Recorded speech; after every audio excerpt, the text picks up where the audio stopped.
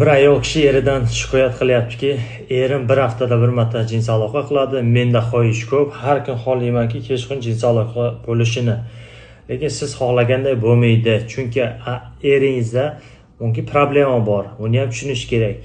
Mumkin asabini buzgansiz, siz vinovatsiz. Mumkin ish joyida biron asabini buzyapti biron kishi. Sabablari juda ham ko'p. Urologga borib gormonlarni, erkaklik gormonini, testosteronni ko'rish kerak, tekshirib keyin jinsiy gormon estradiolda ham prolaktin, FSG, LG hammasini gormonlarni tekshirib ko'rish kerak. Undan keyin bitta xulosaga kelish kerak.